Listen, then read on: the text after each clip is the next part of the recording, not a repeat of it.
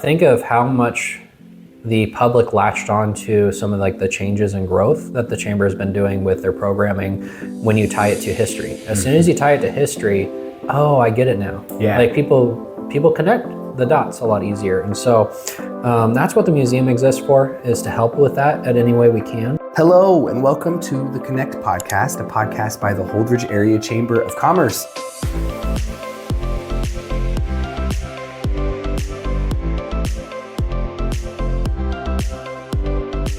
Welcome back to the Connect Podcast, the podcast hosted by the Holdridge Area Chamber of Commerce. As always, I'm your host, Adam Hernandez, and today I'm super excited to be joined with Micah Huyser with the Nebraska Prairie Museum. How are you today?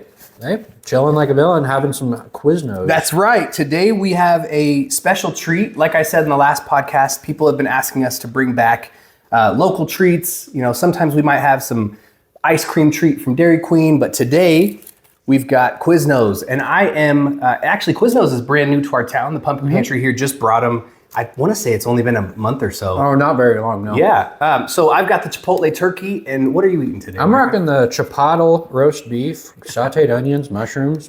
It's delicious. So shout out to Quiznos. Thank you for lunch today. Mike, I'm really excited to get into this. One of the things that's fun about my job is being able to share some of the history behind Holdridge and Phelps County, and a lot of times I'm ringing you and I'm like, hey, just so I don't get this wrong, help me make sure that this is in the right spot. So really excited to get to ask some questions. But before we jump in, tell me a little bit about you and how you got to this area. You're not originally from here. Nope, I grew up in Kearney, and went to Kearney High, and did my undergraduate at Wesleyan in Lincoln, history and then a modern language. Fun fact, I can speak a bit of Japanese, lived in Japan for a year. Really? That's amazing. And then my mom moved to Bertrand, so I was living there after undergrad, not really knowing what to do. I taught ESL classes in Lexington for a bit, and I still love to teach. And I find like those teaching lessons, methodologies and stuff like that, it holds over into like the museum world, because you know you're having to teach, like every single info card, everything like that is a lecture in printed form or something like that, is the way I look at it. Instead of like a PowerPoint and a sit down lecture, I got like artifacts and some info cards, you know? Right. And so, but yeah, no, in 2018, the summer of that, I started just part-time. I walked in, met the former director, Dan Christensen. He recently passed away this last year. Wouldn't be at the museum if it wasn't for him. He was not only, I was working out there for about 2-3 weeks, and he comes up to me. I remember where I was at the museum. I was on a ladder hanging something. He goes, hey, by the way, you're doing a good job. Good luck.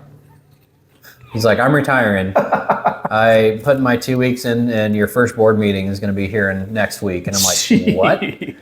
And so, you know, I wouldn't be here if he didn't, you know, he wasn't an advocate for me to the board. You know, there was another former board member, Larry Lindstrom. He knew my grandpa. So like that was the only other like relationship that I had on the board outside of Dan vouching for me. And here I was like 22, 23. Wow. Like just straight out of college. And so no, I really shouldn't be the director of the museum. It's just the timing of it all. And like I said, Dan Christensen really vouching for me, and I was interim from that summer, and so my very first year was January 2019. That was the official kickoff. And so figuring out as I go kind of a deal early on, you know, how to run a nonprofit and how to run a museum and stuff like that. There's so much stuff they don't teach you in undergrad. Yeah. And so then and the board really help me learn, you know, how to, on the job training, so to say. So that first 6 months really helped me figure out, you know, how to run reports, do all these other things. Oh yeah. And then the summer of 2019, we had a flood, and so that was in a way my trial. I say I didn't have a trial by fire; I had a trial by water. Yeah, that's nuts. When you were in school, I mean, high school and beyond, was history a big part of your interest base? Yep.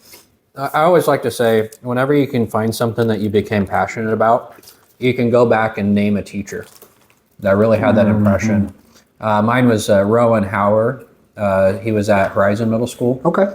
And I was fortunate enough to have him both seventh grade year and eighth grade year. Let me ask you a question. Was he bald?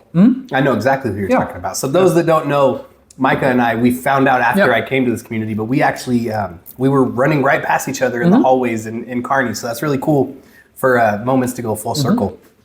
You've spent a lot of time exploring Holdridge's history. And one thing that I wanted to ask you was, is there a favorite piece of local history, be it in the museum or outside, that you were real interested in or that interested you early? So in the museum world, we exist to tell human stories.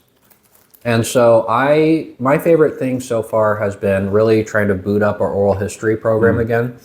And it's just been so fun to interview people. Everybody's so passionate about Holdridge. They love the community. In Phelps County in general, sorry. We've interviewed veterans. I've interviewed some amazing stories from area veterans, interviewed some just local people that they grew up here their whole lives, and they just have there's a charm to it. Yeah. It's hard to really put into words, but so as far as pinning down a specific thing, it's just telling that human story. Whether that's like the German POW camp, whether that's farmers. Right now we're working on a new exhibit, we can talk about that later, but is talking about like the Tri-County project and how many like influential members started that up in the heart. Our curator just did a program on the 100th anniversary for the golf course. Yeah. And it was just so fun because throughout his program he would like name drop somebody like, oh yeah, something, Titus, and some of these other people that were like really well known in the community, and people in the audience, oh yeah, I knew him. Like you see like that human connection in real time. And people's connection to history isn't to objects or to a textbook. It's to people and the human stories. And that's what I really love to focus on. Yeah, one of my favorite things I did recently was I updated our website right under the About Us place. It has past presidents. And it was interesting to see, presidents from 1910 that have names, last names that are still running around in this community. I think that's so cool.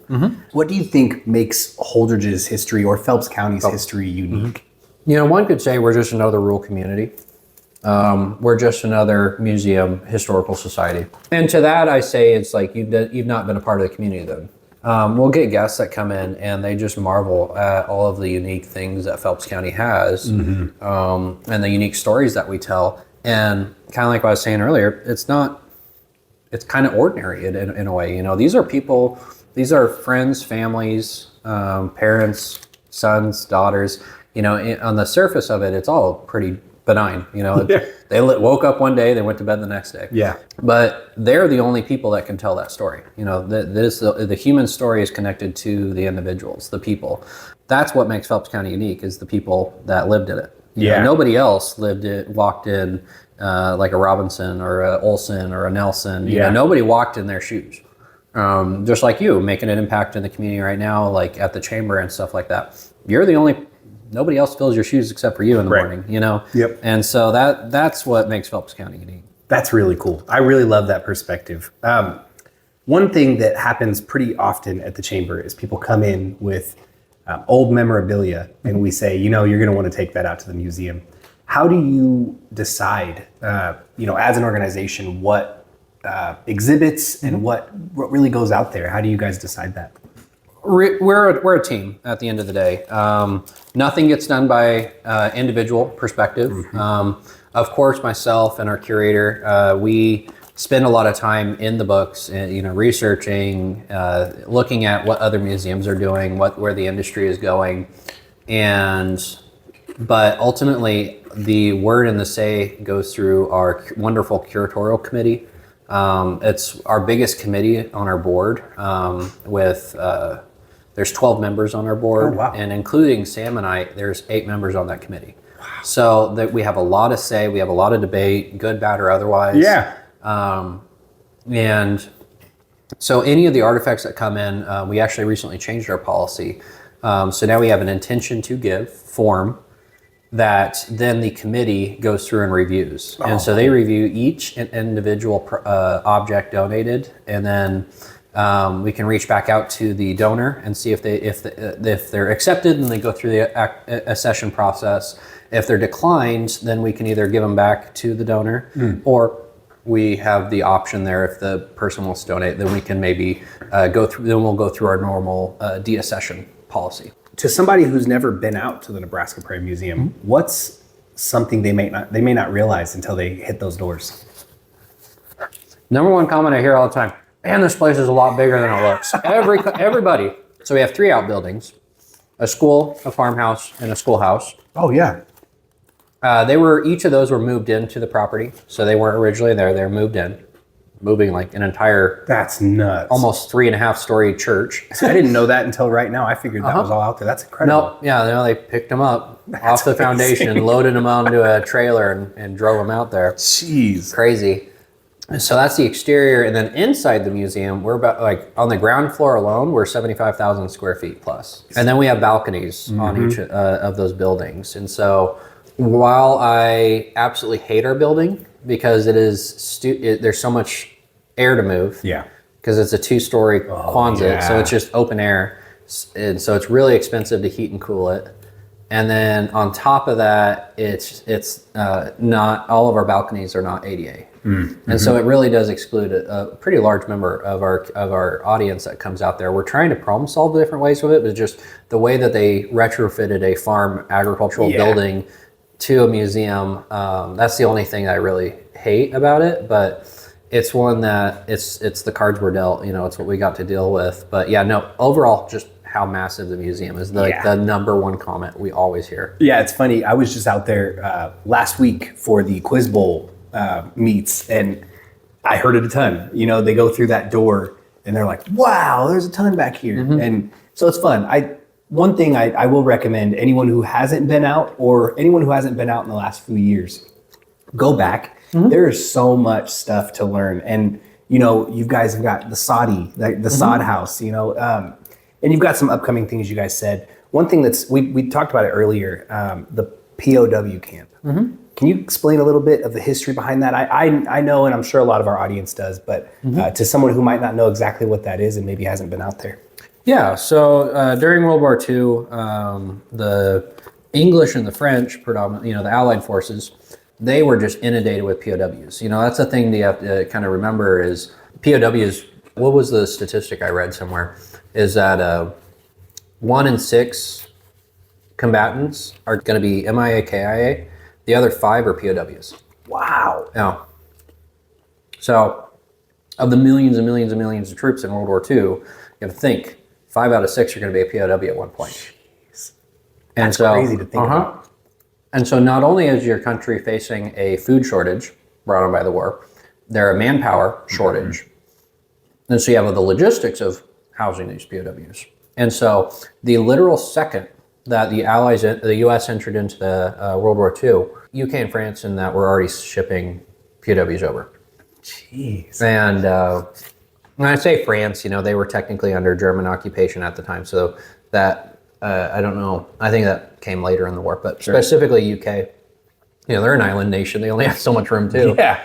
So the United States looked at it so the Army Corps engineers were handed a document saying, okay, you got to build these camps out. You got to figure out where, when, how, everything. So the Army Corps of Engineers, they already had boats headed to the U.S. when they got the document to say, hey, you start building these, And so they were built quick, cheap. Some of the first POWs that hopped off the train helped build the camp. Wow. We have some funny newspapers. There's a lot of buzz around town, letters to the editor, stuff like that, that were saying like, wow, the Army's building a base. And they all thought it was for draft dodgers. Oh, and so they didn't want any of these unpatriotic city folk getting shipped out here, to be put into prisons. Yeah. And because the Army Corps in the U.S. didn't want to freak anybody out, like saying, hey, you're getting Nazis on your doorstep. That would freak a lot of people out, especially just the propaganda at the time. People are so engrossed in the war and everyday newsletters and everything. So they brought them out by train, and a lot of these guys were they're patched up, ahead of time, but they faced everything. They were wearing the clothes on their back from when they were captured. A lot of these guys, some as young as 14 years old, were POWs. Some as old as in their 40s, 50s. Jeez. Especially towards the end of the war. Germany ran out of conscripts for the most part, and so they were taking any able body. And so there was a total of 326,000 POWs in the U.S., and they stretched over 18 states. So Nebraska, we're fairly unique, but what they settled on is focusing on the Midwest, mainly because they're really far away from any port. So if they did have an escapee, where are they going to go? Yeah. It's perfect. And then the other side was there was such a labor shortage brought on by the war, so they wanted to send these guys out as farmhands. And but ultimately, too, as the camp started to progress, the number one goal was the Allies knew as soon as the U.S. entered, the war was going to end. And the other side was, then what? And so the U.S. really spent a lot of time and resources on education programs, not only on civics and American-style democracy, but also on English, because they knew that they would have to send them back under under Allied occupation speaking English. So they need a lot of interpreters. Yeah. And so they taught civics classes. They taught all these different things so that when these guys went back, they could start up their community in a U.S. style image. Yeah. And especially because then you're fighting the communists and everything. So like there was already some forethought with the program. And what's funny is there's so much positive word of mouth. They actually in the 80s, they had a 50th reunion for the camp. Really? Like these POWs had such fond memories that it was like a 50-year reunion. They came amazing. back. And I'm like, that really just shows, A, how well they were treated. Yeah. But also that was kind of the point. They wanted to keep these people happy because you're projecting, the wealth and prosperity and everything of the U.S. that you're going to take back home with fond memories. Yes. You're not building future enemies. You're building future allies. Absolutely. And so I've got some wonderful stories of people like, they would send these POWs out on trucks and to the different farms in the area. They'd spend a day out there, load them back up, take them back to camp. Well, they started to realize logistically, they would be sending these guys out like a half-day trip up to work there for an hour and then a half-day trip back.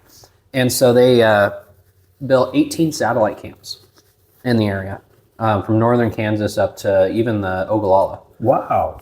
And these satellite camps were anywhere from 30 POWs to 100. And they would take them in rotations. So like Monday, Tuesday, Wednesday, you'd be here. And Thursday, Friday, Saturday, there'd be a different group, and they would rotate them out. Funny story was what we read is that there was one revolt at Camp Atlanta.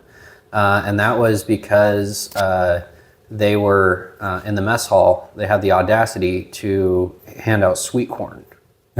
Which was, they were subjecting them to hog feed. It was inhumane treatment. Jeez. And they went on a bread and water ration until the riots kind of subsided, and then they had corn on the menu throughout the rest of that summer.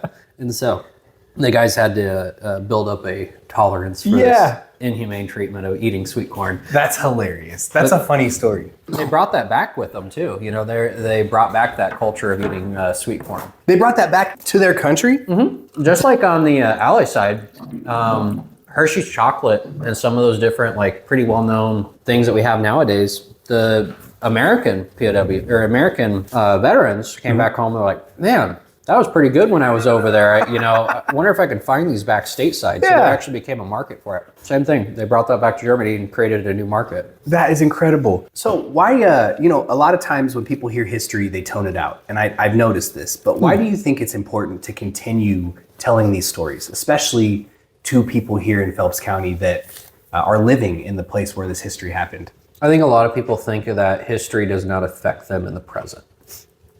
I think that we have so many news cycles that are happening now and so much going on in the daily lives of everybody that they don't have that stop and reflection. Yeah. I'm speaking really broadly. There's so many people in our community. I've met so many great community historians that just have such a passion for learning more about it. Yeah. But we'll get it all the time. People are like, hey, I just bought a building downtown. What's the history of that? Or like what you said. Yes. Like, you were saying you had so many, like we have so many amazing businesses that have such rich, deep, long histories. Yes. Like we said, we just had the centennial for the golf course. And like it or not, there's a large population that like really tune into that. Yeah. They really love to be like, oh, that's why that's there. Like we get that a lot.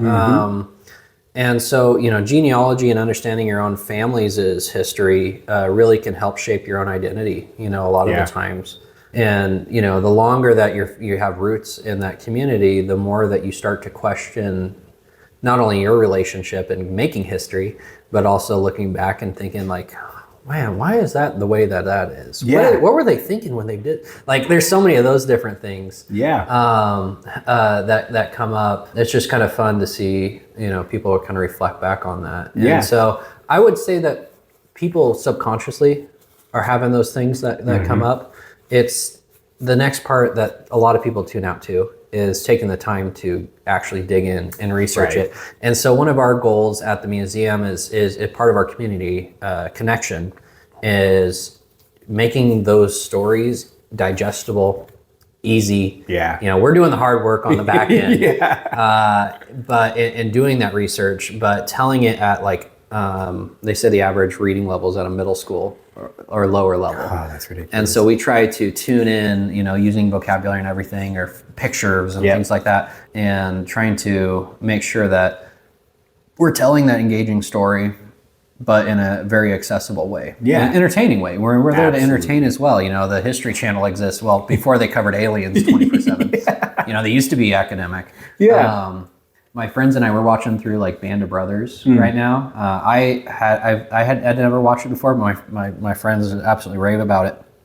And like they ground that entertaining story with the oral histories by these veterans. And that's what makes it powerful. That is cool. And so I like to think we're kind of doing the same thing. We're a thing in the museum, a vocabulary for in the museum world is material culture. And so we have the intangible cultural things. That's what makes Phelps County unique, is that we tie the tangible, the artifacts, to ground that story. It's one thing to say that like, King Dionysus of, the Greeks, attacking the Persians in the movie 300. And then you like see shields and spears and helmets and you're like, oh, they actually existed. Like, that might have actually happened. And not only does it make the story believable and you can ground that story in reality, but it makes it relatable. You're like, okay, no, that was a person, that was a human, that was a father, son, a daughter, mother. That was somebody in our community, and that's what I think makes. That's why museums exist. Is to not only just tell stories and be that historical archive, but also to ground those stories. Well, and also that's something I wanted to talk about too. You guys recently, it's the 50th year of the Midsummer Swedish Days Festival. And one thing that you guys did really well, and Patty was really great about this, the write-up you guys did on the history of 50 years ago. And that was just so interesting. And one of the things that came from that is my son's 11. He was like, it's crazy the amount of history that Holdridge has. And so we started diving into it. And I think that doesn't get fostered in young people the way it did when you and I were in school.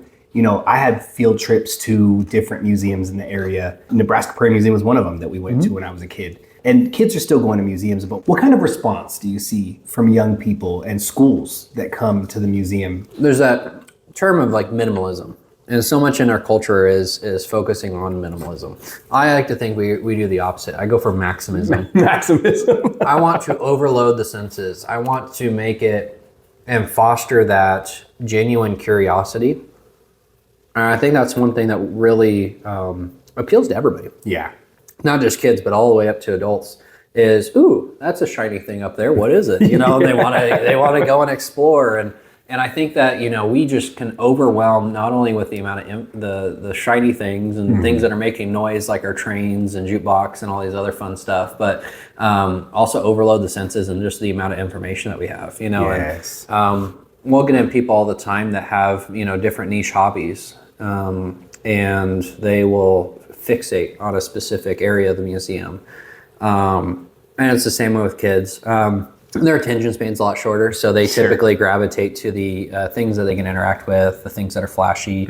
Or like I said, our trains are super popular. They love it, at all ages. So they'll fly by through the museum and just kind of osmosis taking in all the sights and the sounds. So it's very much an entertainment factor to it. But, even if we can foster that love of history for a single student and make them want to dive into it more and not just be attached to their field trip or whatever. We're trying to work on some programming too that can help. We're bringing some of our lectures and our programming to the schools, and trying to make teachers' jobs easier in a way too. Because if the teacher's job is easier and it ties that history and information to a local connection and not just in their textbook, one, it's more impactful to the students, but also, it makes the student want to take that and grow from that and as an individual, but also as a community member. And so that's a new program that we're working on is creating the lesson plan, creating what, objects we're going to bring, what the lecture looks like, what the slide, it takes a lot of time to put together. Once we get it put together, we can, package and sell it, so to say. And this doesn't even go to like just the high schools and middle schools that we're wanting to focus on, but we can package this and take it to the nursing homes too. And that would be really popular. So that's a super good idea. And so it's just taking that time and working on it. We've got so much on our plate right now. And speaking transition a little bit, we're always taking volunteers. That's another big aspect. We have such a wonderful team of volunteers, both in our library, our research department, but also my board is phenomenal at volunteering, coming to events, helping things and set up, and the time that they put into the organization is very commendable. But just even looking at like the other needs that we have throughout the community, that we need for volunteering, and just the amount of things that we have going on. So if anybody is interested, we always got, like I said, we got gardening, mowing. We've got dusting, sweeping, mopping. We also have a mountain of inventory to do and other things like that. And you guys quite often are digitizing a lot of stuff too. So I imagine there's a lot of help you guys could use from volunteers. So make sure you hit up Micah if you're interested. Reach out. Also, visitors and donors, right? Like you guys are always open to visitors and donors. So you mentioned some upcoming things with the school, but you want to talk a bit about some upcoming exhibits and maybe some upcoming events you guys have coming up? So we have events throughout the year. The best way to stay in touch with us is to hit us up on social media. So we have our ongoing exhibits that we're working on. This is updating info cards. We have a thing that we call like our vignettes. These are specific people, places, or events in Phelps County. So we have those. We'll have at least one or two of those going up over the summer. But our next big exhibit, and we'll have a lot. Everybody should be hearing about it in the near future. Is what I've nicknamed Project Prairie Power. It is focusing on it's a 1,100 square foot exhibit that's focusing on the industrialization of agriculture, the Tri-County project, and the importance of water soil conservation and the impact that has had on agronomy. And and there's so many really pivotal things that happen in a very short period of time, and we can focus on that changed the commercialization of agriculture, that changed the towns. It used to take half of the town all day to do half of a section of wheat, between these threshing crews and just the amount of manpower that not even a decade later, a single farmer could do that same amount of it. So this new exhibit's going to be really exciting. And of course, the Tri-County project legitimately reshaping the topography and the map of Nebraska all the reservoirs that came out of it, but also the change in agricultural culture with it as well, because the idea was that water would just being thrown on the ground was just a waste. It was gone. That was potable water. That was fishing water. That was it was such a valuable resource. And what's funny is that there was such an ebb and flow with the public outcrying of the project, both in its scope and expense, that every time there was a drought, public opinion would completely shift the other way. And so you'd go from oh, this is never going to work. You're wasting. It's going to be a waste of water. This is never. Gosh, you guys should have had that last year. That would have been really great because I'd water my crops this year. Yeah. And so going from dryland irrigation, dryland crops, any farmer can tell you, dryland crops versus irrigated crops are night and day for production, stability, etc. And so the Tri-County project just completely revolutionized it. The Dust Bowl, the Great Depression, really spearheaded that because it brought in more federal funding and a workforce to get the project done for fairly cheap for what it was. They worked on that for 3 decades, just fighting for it. This revolutionary, very forward-thinking group of individuals that just did not give up on it. Yeah. And so that's the human spirit that I want to talk about with the Tri-County project, but and relate that in the exhibit. So we partner with Museum Fabrication Group. Our estimated budget for this project is about $450,000. So it's a really big shift in our methodology for exhibit design, because we're not just doing everything in-house for pennies on the dollar. Right.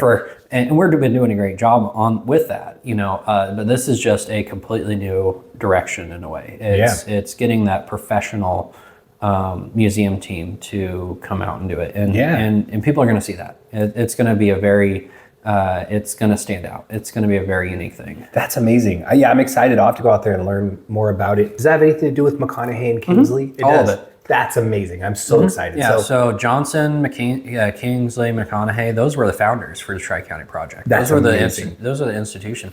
And all those guys are Phelps County guys. Johnson too. So Johnson, Lake Johnson. That's incredible. That's funny. That's one of the coolest things. I'm a big fan of synchronicity. You see something in your life and you're like, oh, I saw that yesterday, I'm from Ogallala. And so growing up, Kingsley Dam, Lake McConaughey. And so coming to this community and having that be such a big part of this community, and why Holdridge is so known really across the state because of those 2 and those 3 visionaries, it's incredible. If you could bring back one moment of Holdridge history, just for a day, just to experience it or just to have people experience it, what do you think that would be?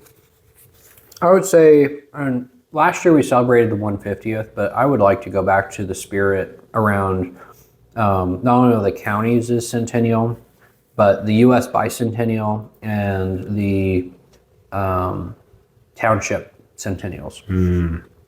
The museum and that love of history for a community to support, building a museum, creating this nonprofit, that all started around there.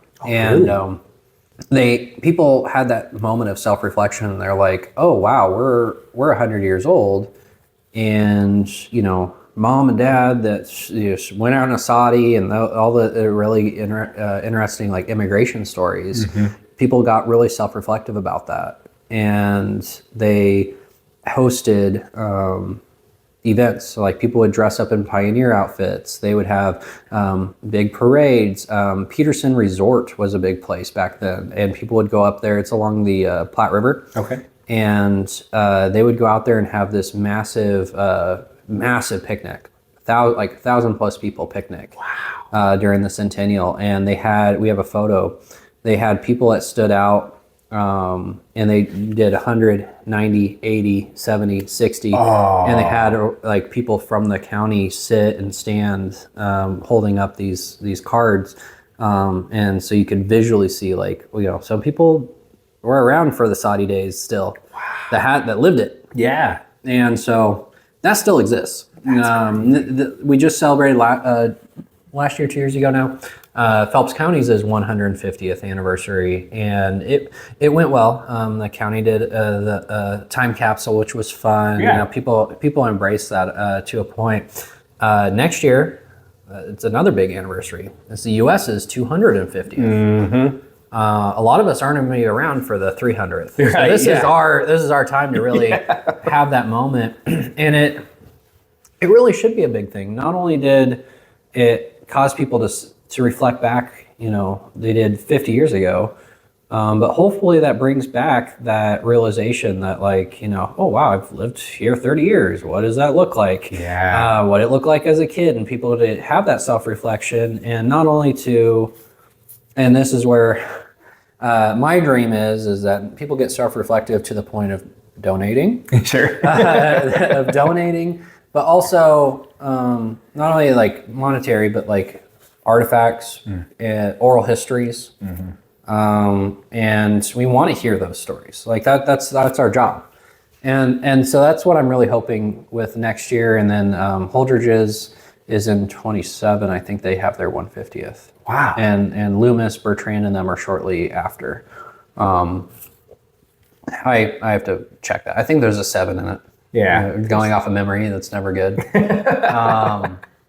And so yeah, like it should be a big deal. And there's a lot of people that have moved to the town. I mean, you and I are immigrants to Holdridge. Yeah, absolutely. And so like there's so many people that are transplants to this community that recognize that, and again, because they're living it, they don't feel that they're making that impact, and they are. Yeah. And I think that it's important that we tell all those stories, because and that's the other misconception with history that I really want to try and get out of people's heads is that history happened 100 years ago.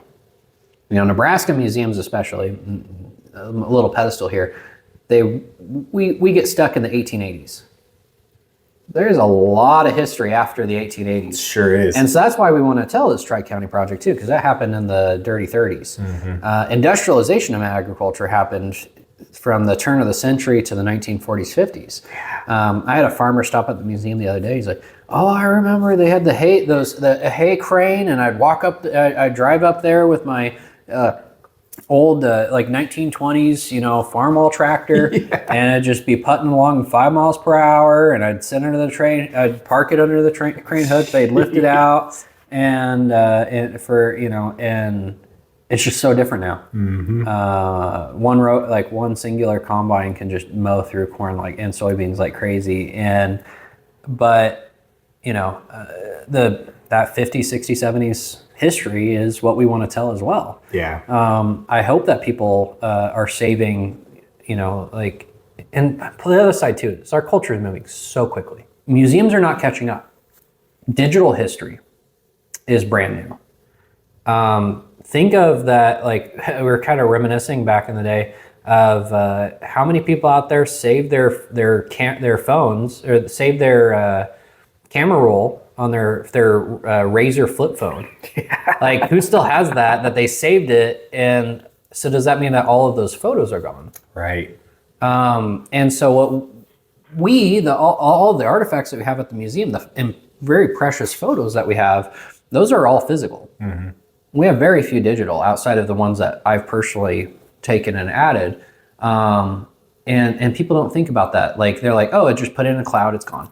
Right. Well, as history has shown, Google might not be there in 50, 60 years. Absolutely. What happens to all your photos? Right. If the person passes away, along with all their passwords, all of those photos are gone as well. Gone, yeah. And so I really want to incentivize people to utilize the museum as a way to send us those photos, preserving them, making sure that they're accessible. I always tell people when they're in that transition of life period, loan us the grandma, mom and dad, grandma and grandpa's photo albums. Yeah. We'll scan them, digitize them, give you a digital copy, and we'll keep and preserve them out at the museum. So when I hate it when those photo albums get scattered to the winds, to the coasts, to everywhere, and we lose out on some of really key photos of people, places, businesses.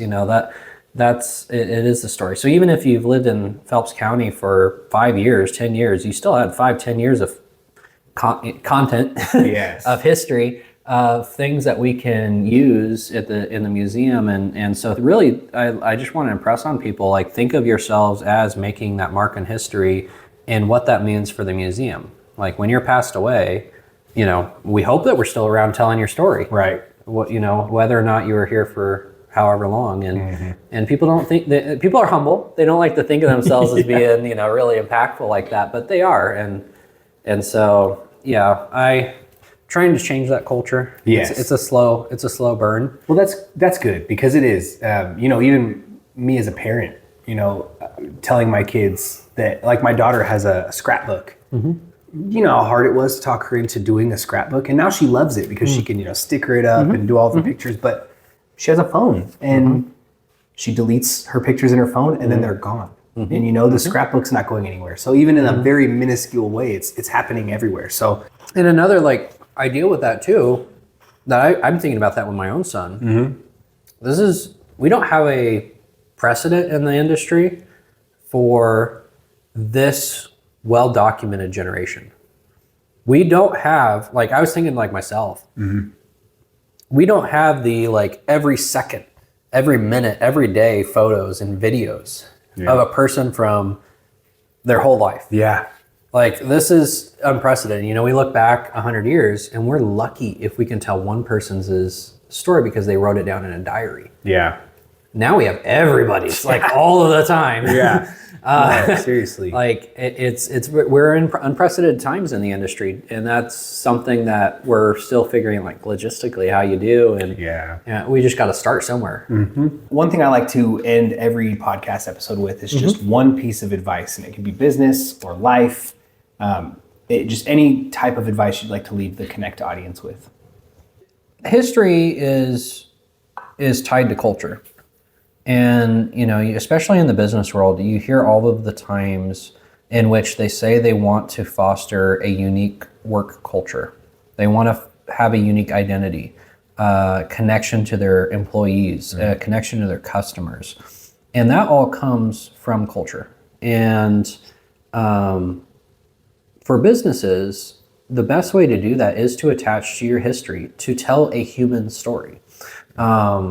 I love talking to, like, Roger Almond and his connection to his dad and the trials and tribulations that they had early on of, like, switching from, like, welders and being frontiersmen on that fledgling industry. Yeah.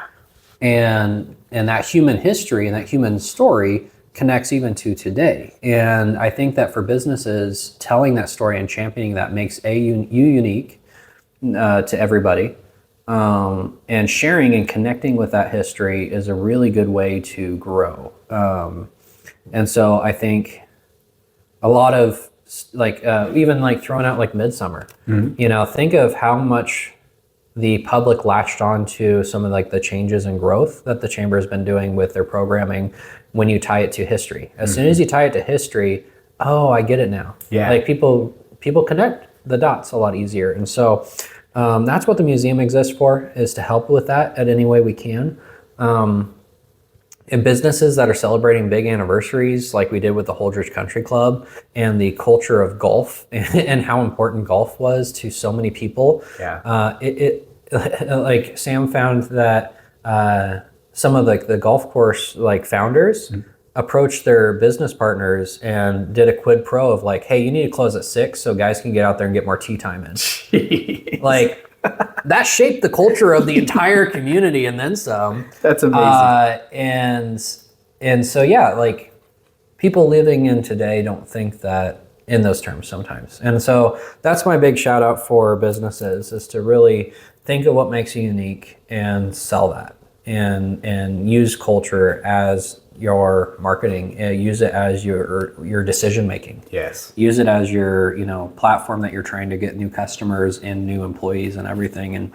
And that I think that's a key to success, especially now when there is so much competition. There is so much you know, attention, you know, people's attention spans, and social media and everything. And I think it's a good way to stand out. That's great advice. Micah, thank you so much for sitting with me. It was great lunch. Shout out to Quiznos. Make sure you tune into the next episode of Connect.